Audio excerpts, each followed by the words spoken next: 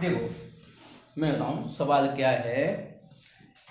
तुम लोगों ने टीवी पे कभी ऐसी दौड़ देखी है, वो बीच में डंडे रखे रहते हैं, उन्हें छलांग लगा लगा के निकलते हैं, दौड़ते रहते हैं उन्हें और छलांग लगा के उन डंडों को पार करते हैं। उसको बोलते हैं अंग्रेजी में hurdle race. Hurdle race, Hindi में बाधा दौड़। ठीक है, तो एक धावक है दौड़ने वाला, उसको पार करने की मतलब एक डंडे को पार करने की प्रायिकता है 5/6। ठीक है, अब वो दौड़ लगाता है, बीच में कितने डंडे रखे हैं? 10 डंडों में से 2 से कम डंडे गिरे, इसकी प्रायिकता पूछिए। ठीक है, 2 से कम। अब 2 से कम डंडे गिरने का मतलब क्या होगा? या तो एक भी ना गिरे या एक डंडा गिरे, उसकी प्रायिकता पूछिए। सवाल समझ में आ गया होगा? ठीक है, तो देखो यहां लिखेंगे बाधा दौड़ में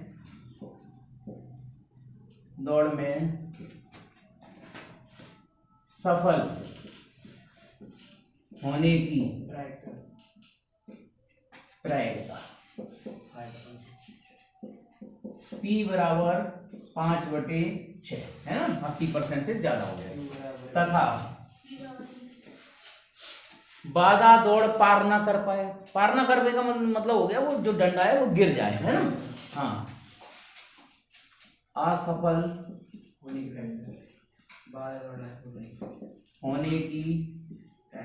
प्रायिकता Q बराबर 1/6 आ जाएगा। बगल से फॉर्मूला लिख दो, Q बराबर 1 - Q। अब प्रश्न ये है 10 बाधाएं हों, 10 बाधाओं में से 2 से कम, हाँ 2 से कम हर्डल है ना, 2 से कम हर्डल या 2 से कम बाधा, हाँ 10 बाधाओं में से 2 से कम बाधाओं में असफल होने की प्रायिकता, 2 से कम बाधाओं में असफल होने की प्रायिकता।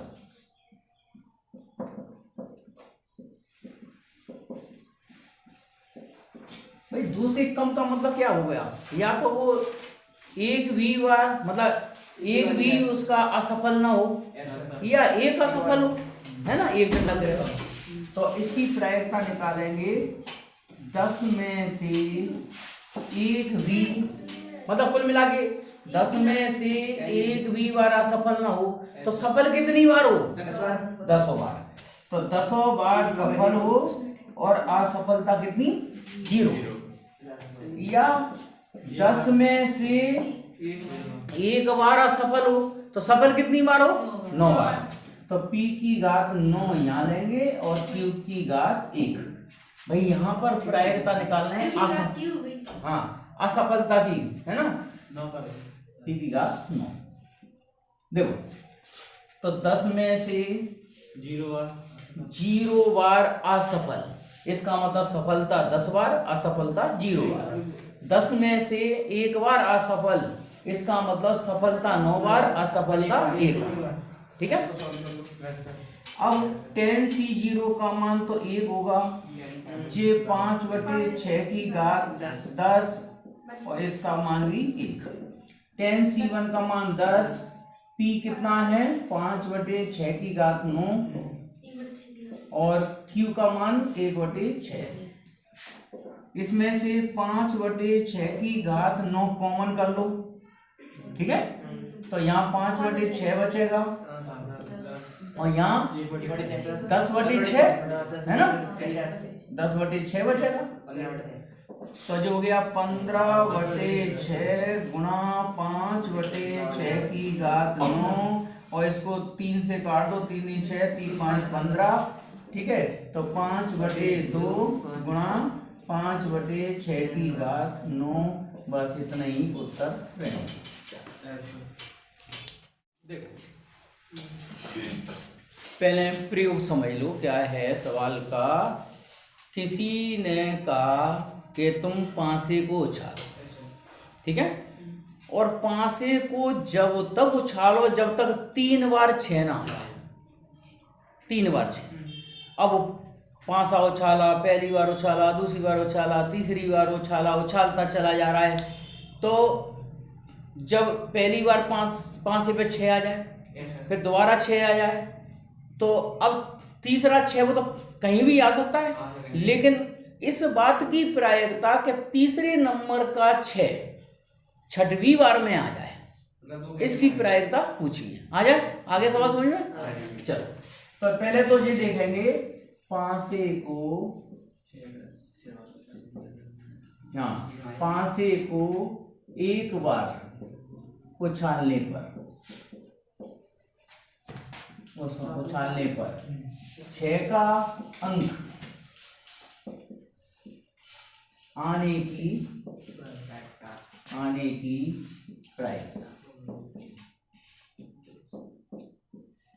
प्रायिकता P बराबर 1/6 ही होगी, तथा ना आने की प्रायिकता Q बराबर 5/6। अब तो तुम ये मान लो, कुल मिला के सवाल ये बन गया कि वो पांसे को 6 बार उछालता है, 6 बार उछालता है, तो 1 से लेके 5 स्थान तक तो उसका कितना आ गया, 2 बार 6। ठीक है, तो देखो 5 में से लिखने पूरी भाषा ही लिखने सवाल की। हाँ, सवाल की पूरी भाषा क्या है, पांसे को उछालने पर तीसरा 6 छठवीं बार आए,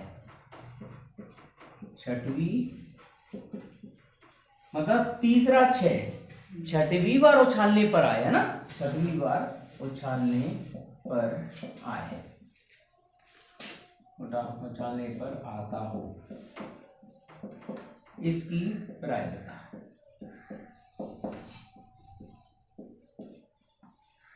भाई उसे 3 6 चाहिए, तो पहला देखो पहला 6 और दूसरा 6, वो तो 5 घटनाओं में से 5 बार उछालने में से आ रहा है। 5 बार उछालने पर जस्ट 2, ठीक 2 बार 6 आ जाए।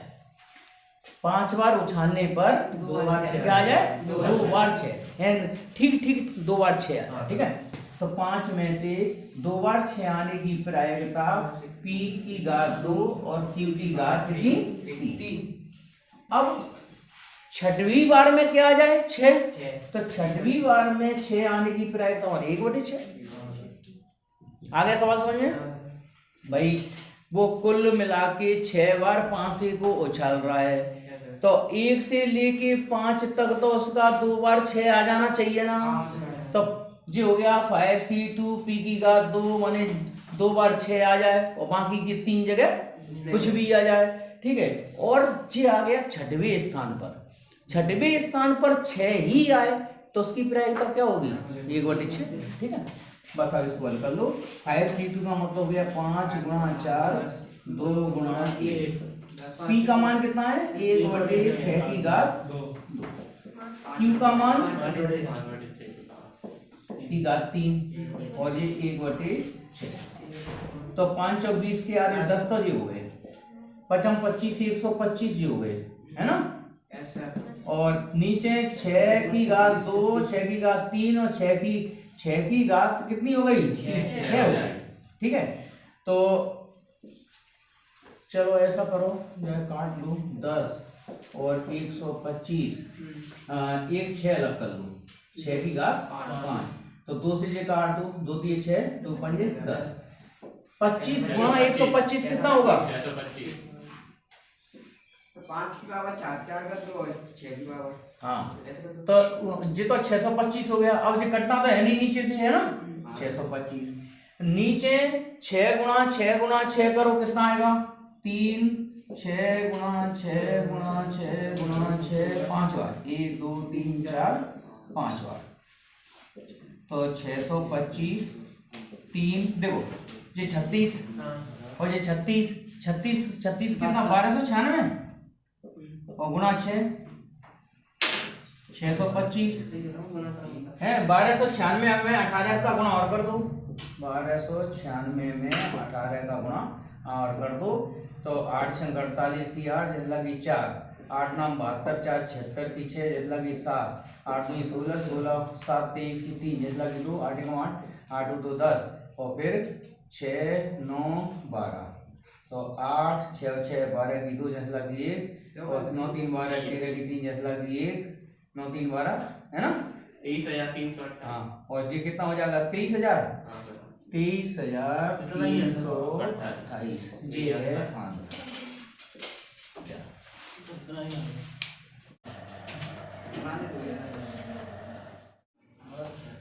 वर्ष में 366 दिनों लीप वर्ष हर 4 साल बाद आता है और 4 साल का मतलब होता है जिस सन में 4 का भाग लग जाए।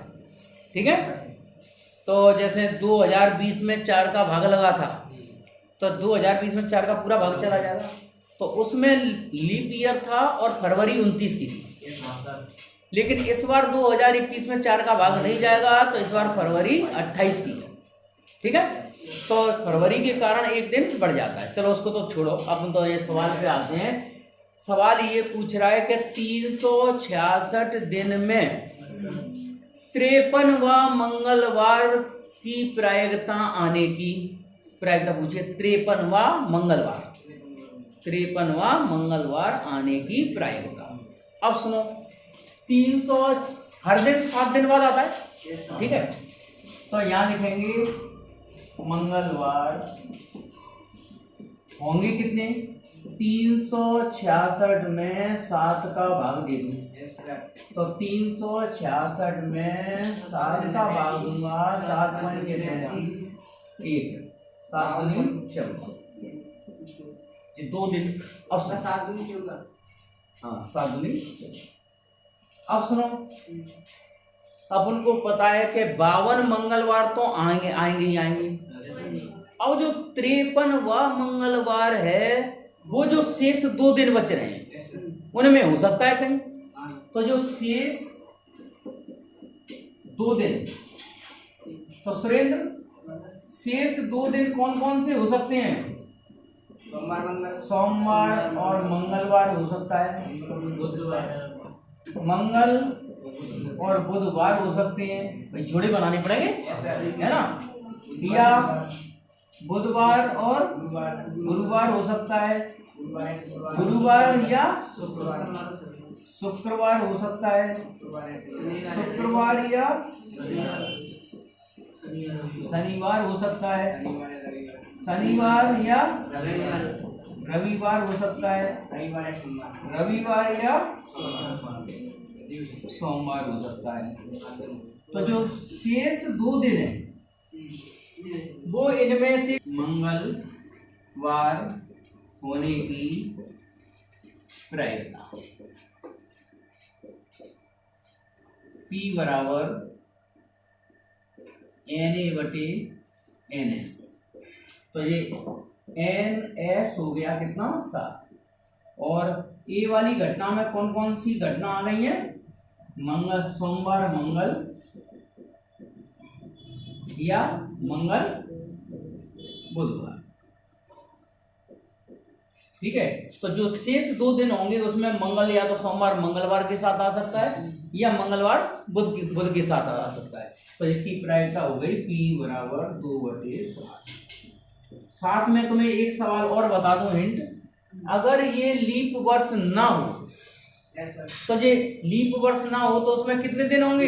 365। तो यहाँ शेष पल 1 बचेगा। अब वो 1 दिन सोमवार मंगल बुधवार गुरुवार कोई सा भी हो सकता है, जोड़े नहीं लेंगे, एक दिन लेंगे, तो होंगे तो 7 दिन। अब उसमें मंगलवार कितनी जगह आएगा?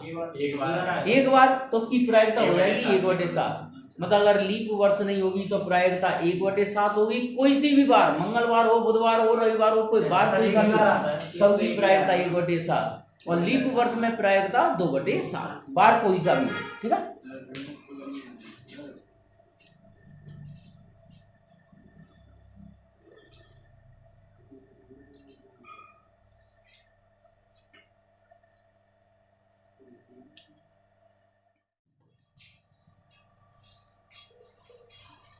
कोई व्यक्ति एक प्रयोग करता है, उस प्रयोग के सफल होने की प्रायिकता असफल होने की प्रायिकता से क्या है, दुगनी। तो यहां लिखेंगे दिया गया है प्रयोग के सफल होने की प्रायिकता, सफल होने की प्रायिकता बराबर दुगनी है असफल होने की प्रायिकता।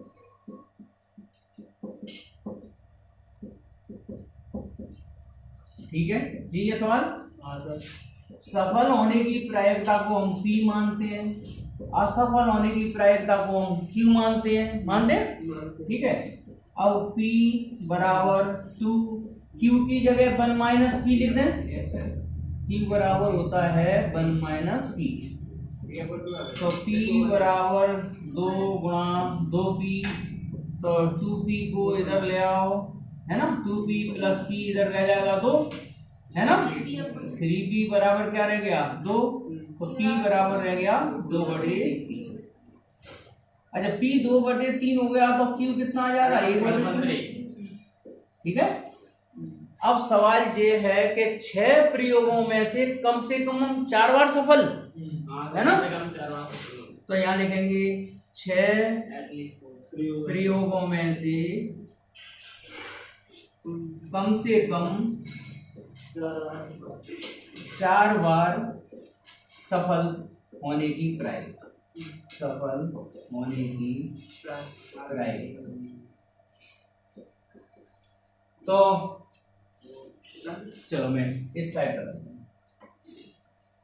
कौन कौन सी आएंगी इस 4 बार सफल होने की प्रायिकता। x बराबर 4 वाली घटना, x बराबर 5 वाली घटना और x बराबर 6 वाली घटना, ठीक है। तो इनको लिखेंगे 6c4 p की घात 4, q की घात कितनी 2, 6c5 p की घात 5, q की घात कितनी 1, और 6c6 p की घात कितनी 6 बार सफल, असफल। अब इनमें हल करेंगे तो इसको 6c2 लिख सकते हैं, है ना, p4 q2, इसको 6c1 लिख दो, p की घात 5 q की घात 1, और 6c0 लिख दो, इसको p की घात 6 q की घात 0, 4 q की घात 2, अपन यहाँ पे पहुंच गए कैलकुलेशन, 6c1 p की घात 5 और q की घात 1, 6c0 p की घात 6 और q की घात 0। 6c2 को 6 गुणा 5 2 गुणा 1, p का मान कितना है 2/3 और ये 1/3। 6c1 6 आ जाएगा, 2/3 की घात 5 और 1/3 की घात 1। 6c0 का मान 1 और ये 2/3 की घात 6, इसका मान 1। सब जगह से 2/3 की घात 4 कॉमन कर दो, ठीक है। तो ये तो बचेंगे कितने 6 पंजे 30 के आगे 15 यहाँ बचेगा और 1/9 यहाँ बचेगा, ठीक है। और यहाँ पर बचेगा 6, 1 2/3 बचेगा, 1 1/3 बचेगा, और यहाँ पर बचेगा 2/3 और 2/3, तो 2/3 की घात 4 और 3 से काट दो, 3 तक 9, 3 5 15, 5/3, और यहाँ 3 से काटो, 3 दूनी 6, है ना, तो 4/3 यहाँ बचा, और ये 4/3, तो 2/3 की घात 4, ये 9 एलसीएम ले लो तो ये आ जाएगा 5 3 15, 4 3 12 धन 4, तो ये उत्तर बच रहा है कितना 12 4 18, 18 और 15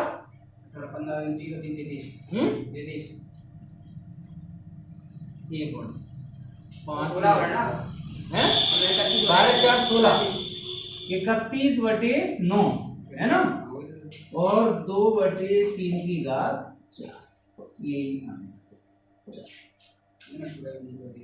सबसे पहले माना सिक्के को n बार उछाला जाए। भाई अपन को जो पता ही नहीं है कि कितनी बार उछाला जाए, तो n बार उछाला जाए। ठीक है, तो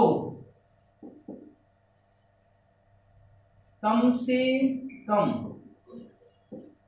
एक बार चित माने है, कम से कम एक बार चित आने की प्रायिकता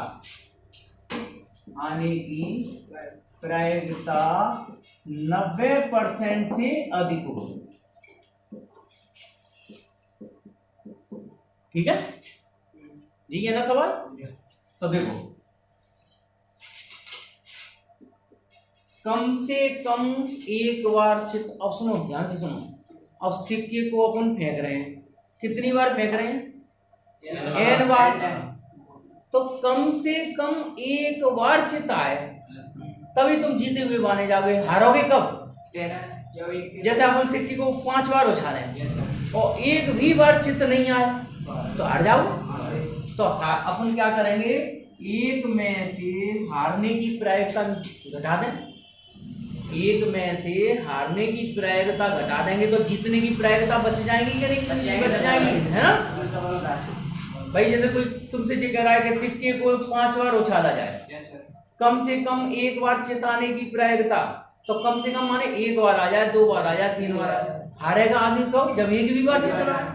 तो अगर मैं एक में से हारने वाली प्रायिकता घटा दूंगा तो जीतने वाली प्रायिकता बच जाएगी।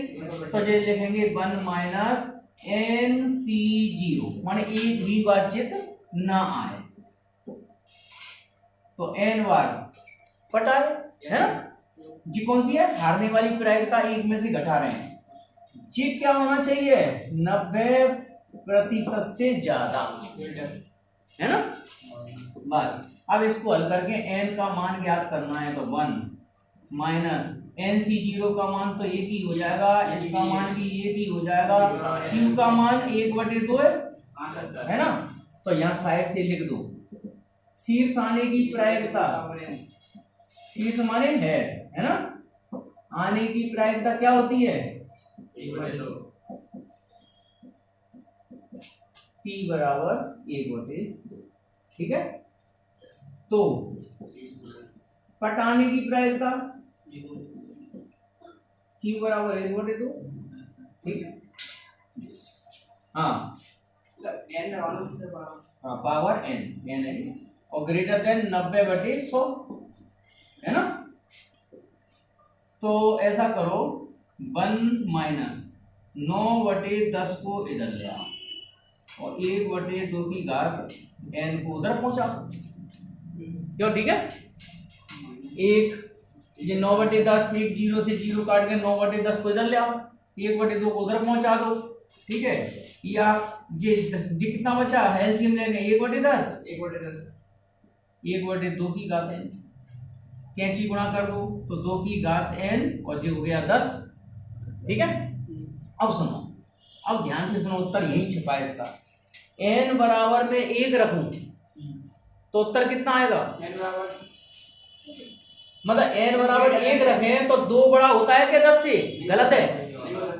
n बराबर 2 रखें तो 4 नहीं हो सकता, n बराबर 2 रखें तो 4 बनेगा, तो 4 बड़ा नहीं होता 10 से। 3 रखें तो 8, 4 रखें तो हो जाएगा। तो n बराबर 4, 5, 6 जी चल सकता है। तो यहाँ पे लिखा है कि सिक्के को कम से कम कितनी बार उछाला जाए, 4 बार। अगर हम सिक्के को 4 बार उछालेंगे तो हमें 90% से अधिक मिल जाएगी क्या, चिताने की प्रायिकता। तो लिख लेना, अतः सिक्के को कम से कम 4 बार उछाला जाए तो ऐड आने की प्रायिकता कितनी हो जाएगी? 90% से अधिक।